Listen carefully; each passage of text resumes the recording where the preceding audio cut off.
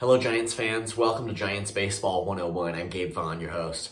The Giants beat the Rockies 14-4 today, but they have some pretty serious stuff going on, which we'll get into.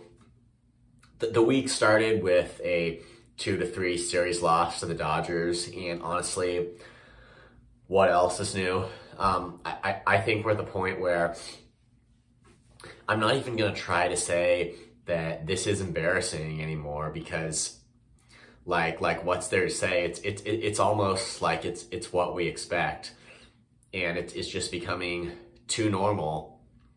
There's just too much not being able to compete with the Dodgers from the Giants. But I mean, the good news after that is that getting to play a weaker opponent, the Rockies, they've taken 2 out of a 3-game series against them, most recently today, just slamming them off with a 14-4 victory. Not at Coors Field either. It was at home, so we don't have one of the typical explanations for a hot offensive performance. It was at home at Oracle Park, and the Giants put up 14 runs today. And it's a really good thing too that Luis Matos is so hot right now, because we should see him starting in the outfield quite a bit down the stretch.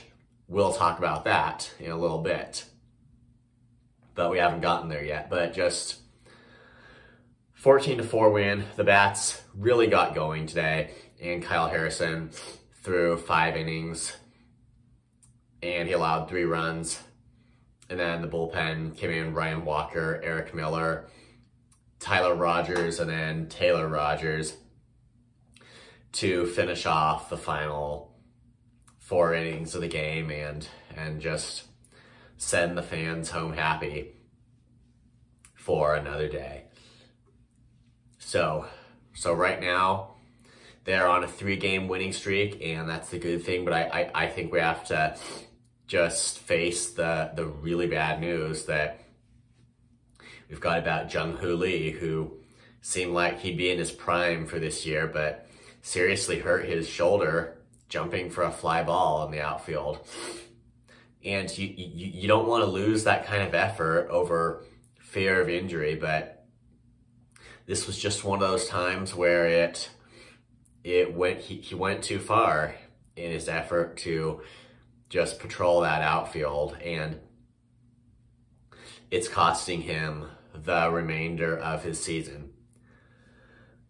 And it's just, I don't know that you could just emphasize strongly enough how bad of a thing it is for the Giants to lose this player who is their go-to contact guy, has been their primary leadoff hitter, and just been relied on for defense so much. And they spent so much money, like $113 million on him.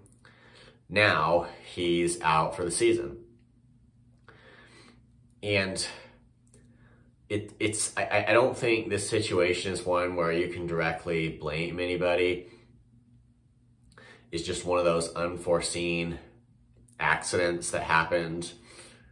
But at the same time, I think it kind of goes to show that although the front office was more active than they've been in a long time, we're still seeing some just sad results of them having missed out on other really big names that they should have gotten, allowing the Dodgers just to become so loaded without even putting really a competitive foot in for the big name free agents. And I think that's where it really starts to show when you lose one of the guys that you did get. And I mean, it's just that the Giants front office has just not been able to get enough things done. Again, they were more active this year than they've been in a while, but still, you know, I think Farhan Zaidi's philosophy and, you know, just hearing some of the things that he's said about it are just, they reflect just, I'm not going into detail on him here, but they reflect the Giants' just a boring philosophy with just so many excuses about why so many really boring excuses about why they can't get stuff done, why they can't draw players, and why they can't come up with contracts for more of the free agents that they need. And it was also the case too that back in the offseason when Shohei Ohtani signed with the Dodgers, I mean, Logan Webb made a comment to the media about it, and what he said was so dumb. He said he wanted to be a Dodger from the beginning. It's all good, and that I mean, it's just what a dumb thing to say. But I mean, Webb is a player. He's not an executive, so he's not held in the same standard as far as decision making and philosophy. But I only point that out because I think it reflects something of the way the Giants handled things and weren't able to get a competitive foot in. But then they finally, like I mentioned, they did get Jung Hoo Lee, Jorge Soler, and Blake Snell, who also, by the way, is on the injured list, but he is reportedly nearing a return.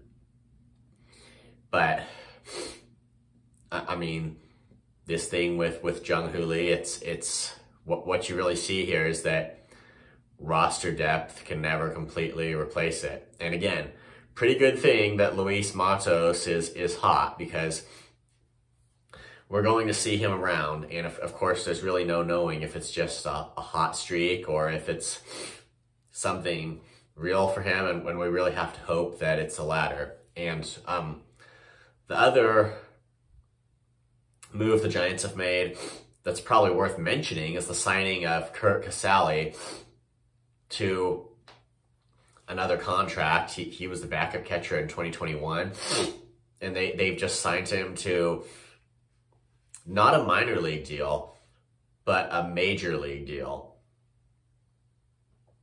And this comes after he hit 175 with the Reds last year, 490 OPS.